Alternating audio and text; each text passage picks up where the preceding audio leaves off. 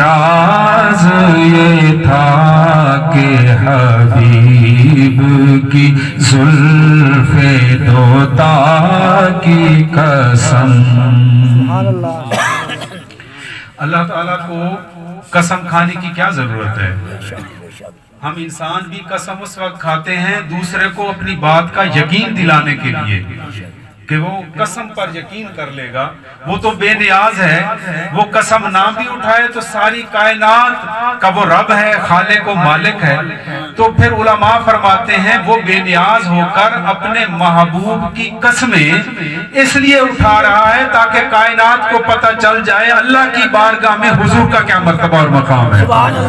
قسم شب تار میں راز یہ تھا کہ حبیب کی زلف دوتا کی قسم.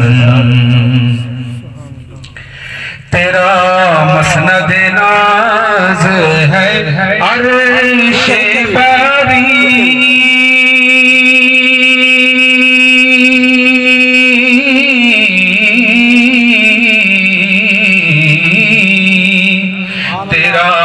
مسند ناز ہے عرش بری، تیرا محرم راز ہے روح الامین، تیرا محرم راز ہے روح الامین. تو ہی سرور کیونکہ دیکھی نہیں کسی نے اگر شان مصطفیٰ، دیکھے کہ جبرائیل ہے دربان مصطفیٰ. تیرا مسند ناز ہے عرش بری، تیرا محرم راز ہے روح الامین، تیرا محرم راز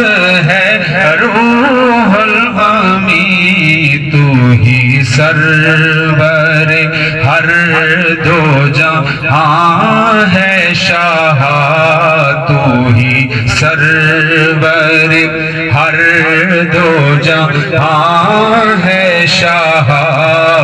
تیری مثل نہیں ہے خدا کی قسم. تیرے خلق کو حق نے عظیم کہا،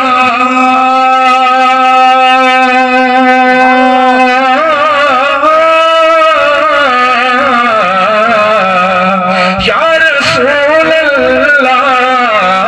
تیرے خلق کو حق نے عظیم کہا، تیری خلق کو حق نے جمیل کیا، تیری خلق کو حق نے جمیل کیا. کوئی تجھ سا ہوا ہے نہ ہوگا شاہ، تیرے خالق حسن و ادا کی قسم. وہ خدا نے ہے مرتبہ تجھ کو دیا،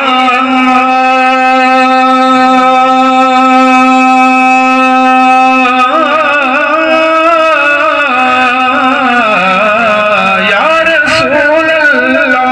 وہ خدا نے ہے مرتبہ تجھ کو دیا، نہ کسی کو ملے نہ کسی کو ملا، نہ کسی کو ملے نہ کسی کو ملا.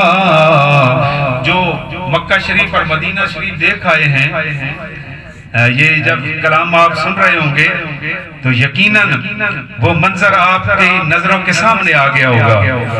دعا کیجئے اللہ تبارک و تعالی سب کو ایمان اور صحت کی سلامتی کے ساتھ مکہ شریف کا اور مدینہ شریف کا دیدار نصیب فرمائے۔ یا اللہ سب کو طواف کعبہ عطا فرما، مقام ابراہیم کی زیارتیں عطا فرما، حجر اسود کے بوسے نصیب فرما، حتیم کعبہ کے نوافل عطا فرما، صفا اور مروہ کی سعی عطا فرما اور آب زمزم کے جام عطا فرما، اور سب کو اپنے محبوب کی بارگاہ میں با ادب حاضری کی سعادت عطا فرما۔ ابھی آپ تصور میں سنیے، وہ خدا نے ہے مرتبہ تجھ کو دیا، کیونکہ ماحول انسانوں سے بنتا ہے۔ اب دیکھیں نا، اب یہ ٹینٹ لگ گیا ہے، ہم اور آپ سب یہاں حاضر ہیں، اللہ اور اس کے محبوب کا ذکر کرنے کے لیے بیٹھے ہیں اور بی بی صاحبہ کے اصال ثواب کے لیے جمع ہوئے ہیں، تو ہمارا سب کا سوچ، سب کا عمل اس وقت بالکل پیوریفائیڈ ہے۔ ہم سب ایک نیک مقصد کی خاطر، ایک شرعی حکم کی بجا آوری کے لیے یہاں جمع ہوئے ہیں، تو ماحول بھی پاکیزہ ہو گیا ہے۔ بندے کی جس طرح سوچ ہوتی ہے ماحول بھی ویسا ہی ہو جاتا ہے۔ تو آپ اندازہ لگائیں، تصور میں جائیں نا ذرا کعبہ شریف، اور تصور میں جائیں ذرا مدینہ شریف، وہاں کا ماحول اتنا خوبصورت ہے، اللہ کا محبوب کتنا خوبصورت ہوگا۔ جن کی برکتوں سے ماحول پاکیزہ ہو گیا، وہ ذات اقدس کتنی پاکیزہ ہوگی۔ وہ خدا نے ہے مرتبہ تجھ کو دیا، نہ کسی کو ملے نہ کسی کو ملا کہ کلام مجید نے کھائی شاہ کے کلام مجید نے کھائی شاہ تیرے شہر و کلام و بقا کی قسم۔ یہی کہتی ہے بلبل باغ جینا کہ رضا کی طرح کوئی سحر پایا نہیں ہند میں واصف شاہ ہدا، مجھے شوخی طبع رضا کی قسم۔ تمام تر حمد و ثنا اللہ وحدہ لا شریک کی ذات پاک کے لیے، اور تمام تر درود و سلام حضرت محمد مصطفیٰ احمد مجتبیٰ صلی اللہ علیہ وآلہ وسلم کی ذات بابرکات کے لیے خوش آمدید۔ ہم سب ایک نیک اور خاص مقصد کے لیے اپنا قیمتی وقت نکال کر یہاں حاضر ہوئے ہیں، اور جیسا کہ میں نے پہلے عرض کیا، یہ ہماری ایک سوشل ایکٹیویٹی ہے۔ حضور فرماتے ہیں کہ جب کسی کو کوئی خوشی مل جائے تو دوسرے مسلمانوں کا یہ فرض بنتا ہے کہ اس کو جا کر مبارکباد دیں۔ اگر اس کو کوئی خوشی ملتی ہے، کوئی نعمت ملتی ہے، تو اس سے اچھا جا کر آپ مبارکباد دیں گے تو ہمارے اپنے اندر کی صفائی ہو جائے گی۔ وہ کیسے؟ ہر انسان کو کچھ ایسی بیماریاں بھی ہیں جو روح کے ساتھ تعلق رکھتی ہیں، کچھ بظاہر بیماریاں ہیں جن کا ہم ڈاکٹر کے ذریعے، دوائی کے ذریعے مقابلہ کر لیتے ہیں، شفا من جانب اللہ ہوتی ہے، اور کچھ بیماریاں ہماری روح کو اپنی لپیٹ میں لے لیتی ہیں، ہمارا دل اس کا روگی بن جاتا ہے۔ ان بیماریوں میں سے ایک بیماری ہے حسد، جیلسی۔ اور یہ ضروری نہیں ہے کہ حسد ہمیشہ غریبوں کو امیروں سے ہوتا ہے، کبھی کبھی امیروں کو بھی غریبوں سے حسد شروع ہو جاتا ہے۔ کب؟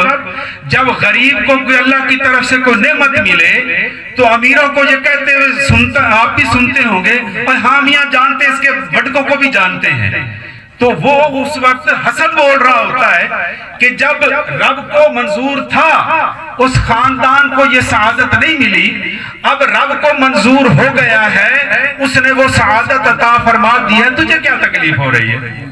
دینے والا رب ہے، اپنے بندے کو دے رہا ہے۔ تو حسد کی بیماری سے بچنے کے لیے حضرت خواجہ نظام الدین اولیاء بھی فرماتے ہیں کہ حضور کی حدیث پاک پر عمل کرتے ہوئے کسی کو اگر کوئی خوشی نصیب ہو جائے تو فوراً جا کر اس کو مبارکباد دی جائے۔ اس کا فائدہ کیا ہے؟ حضور فرماتے ہیں جب ایک بندہ مومن دوسرے انسان کو، مسلمان کو جا کر مبارکباد دیتا ہے، خوش ہو جاتا ہے اور وہ اگلا بھی مبارک وصول کرتا ہے، تو حدیث پاک کے الفاظ ہیں اللہ پاک دونوں کی بخشش فرما دیتا ہے۔ اسی طرح اگر کسی کو دکھ پہنچے، دنیا سکھوں اور دکھوں کا گھر امتزاج ہے نا، کبھی سکھ اور کبھی دکھ، حالات ایک جیسے نہیں رہتے، بدلتے رہتے ہیں۔ وَتِلْكَ الْأَيَّامُ نُدَاوِلُهَا بَيْنَ النَّاسِ، اگر اچھے دن ہیں تو ڈرو برے دنوں سے، اور اگر مشکل کے دن آئے ہوئے ہیں تو مایوس نہ ہو جاؤ، وہ بے نیاز ہے، وہ چاہے تو تمہارے دن بدل سکتا ہے۔ اسی طرح فرمایا کہ جب کسی کو کوئی دکھ پہنچے اس کو جا کر ارمان کیا جائے، اس سے افسوس کا اظہار کیا جائے۔ اس وقت بھی دونوں کو یہی مجدہ سنایا جاتا ہے کہ میرے اس بندے نے میری تقدیر کو قبول کیا اور صبر کیا، اور دوسرا اس کے دکھ میں برابر کا شریک ہو رہا ہے، فرشتوں گواہ ہو جاؤ میں نے ان دونوں کو معاف کر دیا۔ اور تکلیفیں یا دکھ یا پریشانیاں یا کچھ نعمتوں کا چھن جانا یہ اپنے اپنے انداز کے مطابق ہے۔ کبھی کوئی چوری ہو جائے، ڈاکہ پڑ جائے، کوئی سیٹ چھن جائے، اقتدار واپس لے لیا جائے، یہ بڑی بڑی آزمائشیں ہیں، لیکن یہ ساری آزمائشیں ان کا ازالہ ہو سکتا ہے، ان کا ازالہ ہو سکتا ہے۔ لیکن اگر کسی کا کوئی پیارا فوت ہو جائے وہ دوبارہ قبر سے واپس نہیں آ سکتا، لہٰذا کسی کا کوئی فوت ہو جائے یہ اس خاندان کے لیے سب سے بڑی آزمائش ہوتی ہے۔ اس لیے فرمایا کہ جب کسی پر میری قضا آ جائے تو ہر ایک کا رد عمل مختلف ہوتا ہے۔ کچھ لوگ موت پر بے قابو ہو جاتے ہیں، تو فرمایا کہ جو زندہ ہیں، جو دوسرے ہیں، اس کے اڑوس پڑوس والے، اس کے تعلق والے، انہیں چاہیے کہ وہ فوراً جا کر اس سے کہیں وَتَوَاسَوْا بِالْحَقِّ وَتَوَاسَوْا بِالصَّبْرِ، پہلے جا کر اس سے کہیں میاں اللہ کی مرضی صبر کر، پہلے جا کر اس کو یہ پیغام دے تاکہ وہ بے احتیاطی سے اللہ کی بارگاہ میں کوئی بے ادبی کا جملہ نہ بول بیٹھے۔ کیوں؟ جب اللہ کی تقدیر کو کوئی ٹکرانے کی کوشش کرتا ہے تو وہ خود ریزہ ریزہ ہو جاتا ہے۔ تقدیر تو آ کر رہتی ہے، تقدیر ٹل نہیں سکتی، ہاں دعاؤں سے ٹل جاتی ہے۔ اس لیے دوسروں کی دعائیں لیا کریں، اور دعا لینے کے لیے کہنا ضروری نہیں ہے۔ درویشوں کو، کسی پیر صاحب کو، کسی مظلوم کو یہ کہنے کی ضرورت نہیں ہے کہ میاں میرے لیے دعا کرنا، یہ کہنے کی ضرورت نہیں ہے، بلکہ دوسرے کے ساتھ اتنا احسان کرو، دوسرے کے ساتھ اتنی بھلائی کرو کہ وہ تمہارے سامنے ہی نہیں بلکہ تمہاری پیٹھ کے پیچھے بھی تمہارے اچھے لفظوں کا ذکر کرے اور کہے فلاں بندے کا اللہ بھلا فرمائے۔ دوسروں سے دعا لینے کا سب سے بہترین طریقہ ہے ان کے ساتھ بھلائی کرنا، اور بھلائی کر کے نیکی کر دریا میں ڈال، اس کا صلہ بندوں سے نہ مانگو۔ سورہ مدثر میں بھی اللہ پاک نے یہی ارشاد فرمایا ہے وَلَا تَمْنُن تَسْتَكْثِرْ۔ جو ہمارے دوست شادیوں پر نیوندرا جا کر ڈالتے ہیں وہ بھی اپنے دماغ کو درست کر لیں، نیوندرا تو اس نے واپس آپ کو دینا ہی ہے، آپ جب اس کو نیوندرا دینے کے لیے جا رہے ہیں تو اس وقت یہ احسان سمجھ کر دیں کہ یہ اپنے بچے اور بچی کی شادی کر رہا ہے، میں اس کی مدد کر رہا ہوں۔ تو جب اس نیت کے ساتھ آپ دیں گے تو وہ آپ کا دیا ہوا ثواب ہے، لیکن اگر آپ نے لالچ میں دیا تو قرآن پاک اس سے منع فرما رہا ہے کہ کسی کے ساتھ اس نیت کے ساتھ بھلائی نہ کرو کہ یہ مجھے دوہرا کر کے دگنا کر کے واپس دے گا، وہ تو پھر سودا بازی ہو گئی۔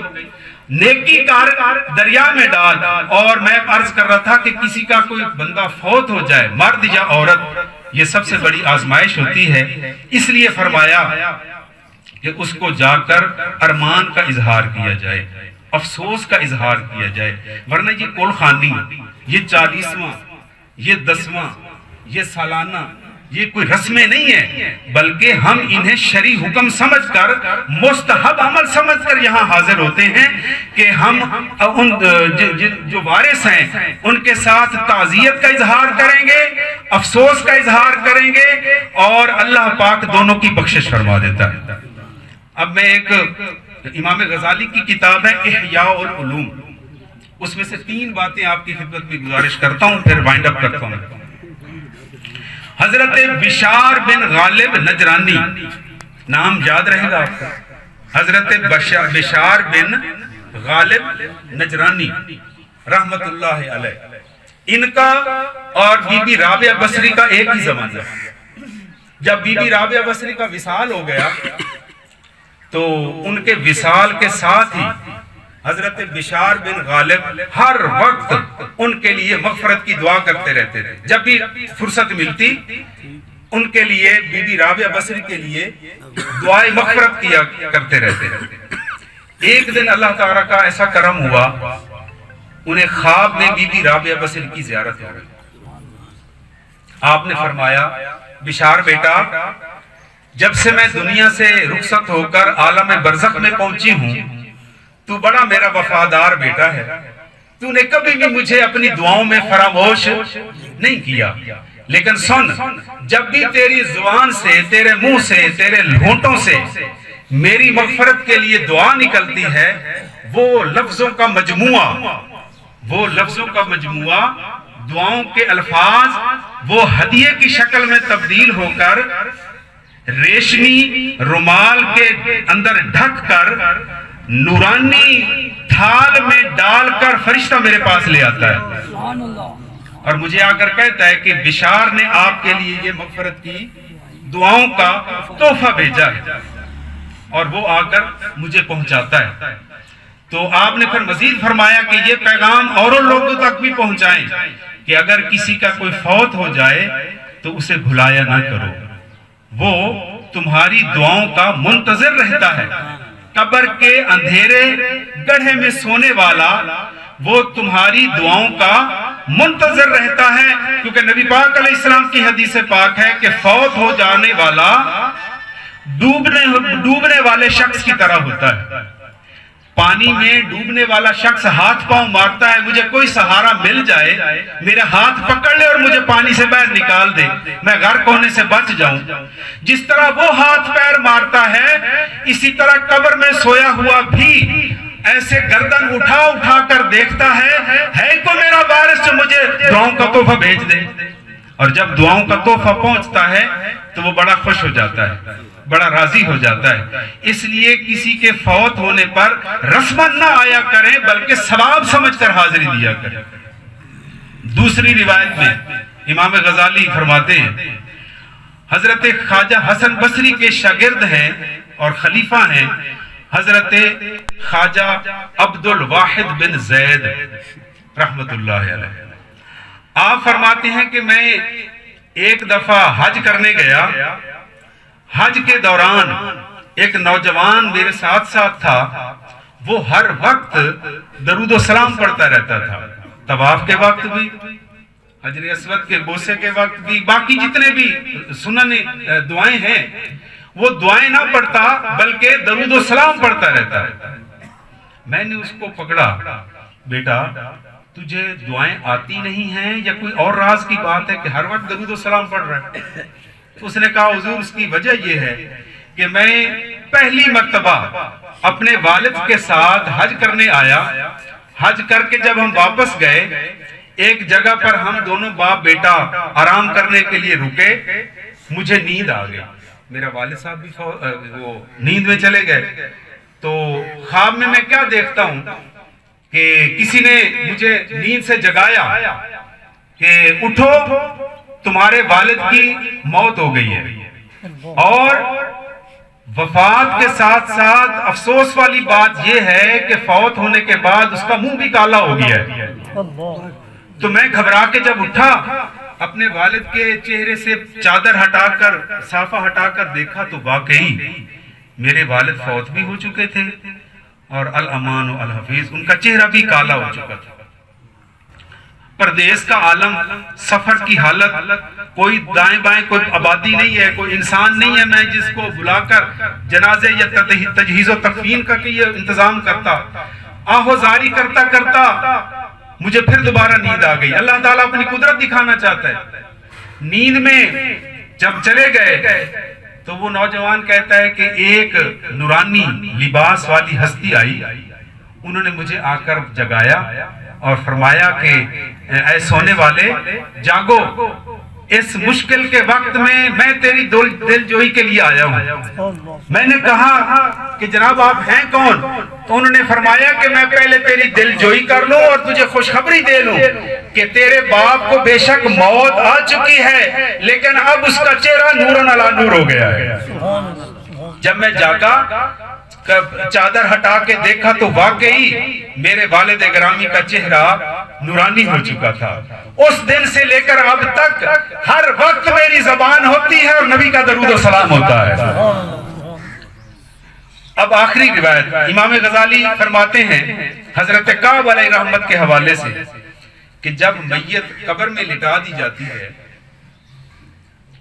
اور قبر کا منظر بڑا وحشتناک ہے، امیر المومنین سیدنا عثمان غنی رضی اللہ تعالی عنہ جب جنت البقیع میں تدفین کے لیے جاتے تھے تو قبر کے کنارے بیٹھ کر آپ اتنا روتے تھے کہ آپ کی داڑھی آنسوں سے تر ہو جاتی۔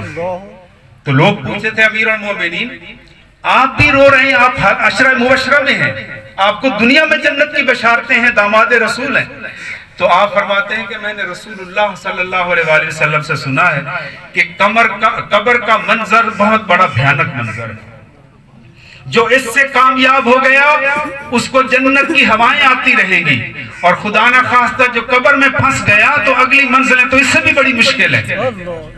اس لیے ترمذی شریف کی حدیث پاک ہے، فرمایا القبر روضۃ من ریاض الجنہ او حفرۃ من حفر النار، یا تو یہ جنت کا باغ ہے یا یہ دوزخ کا گڑھا ہے۔ اللہ پاک سب کی قبروں کو جنت کا باغ بنائے۔ تو جب عذاب کے فرشتے آتے ہیں تو وہ سب سے پہلے مرنے والے کے پیروں کی طرف جاتے ہیں۔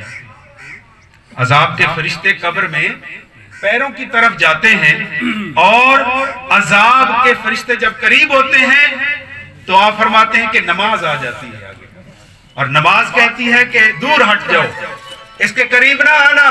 کیوں کہ یہ دنیا میں نمازیں پڑھتا رہا ہے، انہی پیروں پہ کھڑے ہو کر یہ اللہ کی نماز پڑھتا رہا ہے، آج اس مشکل وقت میں تمہیں اس کے قریب نہیں آنے دوں گا۔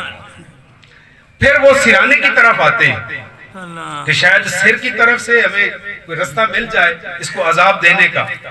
جیسے ہی وہ عذاب کے فرشتے میت کے سرانے کی طرف آتے ہیں تو ان سے پہلے آ کر روزہ کھڑا ہو جاتا ہے، اور روزہ کہتا ہے کہ اس نے گرمی اور سردی میں میرے ساتھ وفا کی ہے، آج میں اس وفا کا بدلہ چکانے آیا ہوں، میں تمہیں اس کے قریب نہیں آنے دوں گا۔ دو رستے بند ہو گئے، اب دو پاسے رہ گئے، رائٹ سائیڈ اور لیفٹ سائیڈ۔ تو فرمایا جاتا ہے کہ جب وہ رائٹ سائیڈ پہ آتے ہیں تو حج آ جاتا ہے۔ حج کہتا ہے کہ میں اس کو آپ کے قریب نہیں آنے دوں گا، اور جب وہ لیفٹ سائیڈ پہ جاتے ہیں تو جہاد روک لیتا ہے۔ اب آپ کے ذہنوں میں سوال پیدا ہو رہا ہوگا کہ جنہوں نے حج نہیں کیا ان کی کیا بنے گی؟ تو علماء نے فرمایا ہے کہ اگر اتنے پیسے یا آپ صاحب نصاب نہیں ہیں، پیسے نہیں ہیں، آپ حج نہیں کر سکے، تو فرمایا گیا کہ صبح سویرے ماں باپ کی زیارت کر لو، حج کا ثواب لے لو۔ اسی طرح جہاد، اب ہم کشمیر میں تو جہاد نہیں کرنے جا رہے، ہمارے پاس ہم فوجی نہیں ہیں ریگولر، تو ہم جہاد کیسے کریں گے؟ تو حدیث پاک میں آیا ہے کہ جب کوئی باپ اپنے گھر سے نکلتا ہے اپنے بچوں اور بیوی کے لیے روزی کمانے کے لیے، اس کا وہ سارا سفر جہاد میں شمار ہوتا ہے، وہ جہاد میں مصروف ہے۔ تو حج اور جہاد اس کو بچا لیتا ہے۔ اب رہ گئے ہاتھ، اب وہ عذاب کے فرشتے ہاتھوں کی طرف آتے ہیں تو ہاتھ کہتے ہیں، صدقہ آ جاتا ہے، صدقہ کہتا ہے کہ ان ہاتھوں سے یہ مجھے اللہ کی راہ میں دیتا رہا ہے، آج میں تمہیں اس کے قریب نہیں آنے دوں گا۔ اس لیے اللہ تبارک و تعالیٰ کی بارگاہ میں دعا ہے، اللہ ہمیں نماز کی بھی توفیق دے، روزے کی بھی، حج اور جہاد کی بھی، اور صدقات و خیرات کی بھی توفیق دے۔ وما علینا الا البلاغ المبین۔